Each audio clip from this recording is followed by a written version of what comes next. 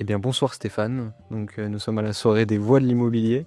Merci d'être avec nous. Avant de parler de ce que vous faites, de comment vous voulez impacter le secteur, est-ce que vous pouvez nous présenter un petit peu ce que vous faites, vous, dans votre vie, votre entreprise, etc. Alors, notre entreprise, c'est l'Immobilière Île-de-France. On est un promoteur immobilier assez traditionnel. On existe depuis 32 ans. On est présent sur tous les segments de l'immobilier. On fait du logement, des bureaux, du commerce, des résidences gérées. Uniquement en Île-de-France, ça c'est notre vocation. Et puis avec une petite particularité, on fait de la pierre de taille. On fait beaucoup de pierre de taille. On aime racheter une société de taille de pierre. Donc c'est un peu la spécialité de l'entreprise. Et puis on essaye de développer des montages un peu innovants sur divers produits. Donc, vous avez assisté potentiellement à la cérémonie, vous avez vu le classement, les remises de prix. Ça a été quoi votre premier ressenti quand vous avez vu autant de gens se réunir et surtout quand vous avez vu des personnes avoir des prix et qui le méritent? Eh ben, c'est une très belle cérémonie, vraiment avec des gens tout à fait de premier plan dans le monde de l'immobilier. Donc j'étais surpris du casting parce qu'effectivement, on a des gens qui viennent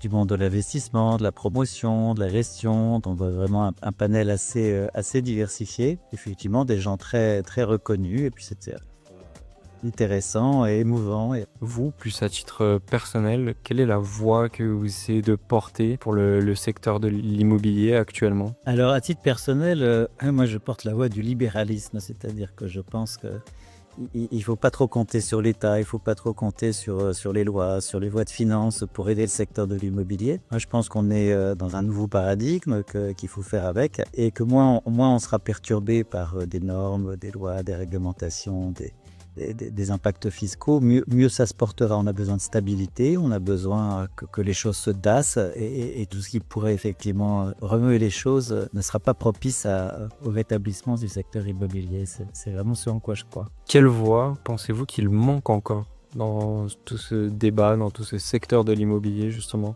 On entend beaucoup de voix de gros promoteurs, de gens comme Nexity. On entend beaucoup des voix des majors du secteur, pas forcément celles des plus petits promoteurs qui font l'essentiel du marché. Hein. C'est un marché extrêmement atomisé et dont je pense qu'on n'entend pas assez ces voix-là qui sont présentées par l'AFPI, la Fédération des promoteurs immobiliers, qui a encore besoin de gagner un peu de visibilité et d'audience. Pour finir, comment est-ce que vous positionnerez dans cet échiquier immobilier? Quelle est votre place? Quel est le défi que vous vous fixez sur ce secteur? Alors on est sur un secteur où il faut être mobile, on ne peut pas continuer à faire exactement ce qu'on faisait il y a quelques années avec des très, très belles rentabilités, posant assez peu de questions, hein, parce que les projets étaient relativement faciles. Aujourd'hui on n'a plus droit à l'erreur, donc on a besoin de professionnaliser les équipes et on a aussi besoin davantage de recettes récurrentes, donc on a aussi besoin d'aller sur nos marchés connexes, non plus seulement de promotion immobilière, mais peut-être des marchés de gestion ou d'investissement, et donc c'est ce à quoi on réfléchit en ce moment. Super. Eh ben, écoutez, merci beaucoup d'avoir été avec nous. Merci beaucoup d'avoir été à la soirée. J'espère que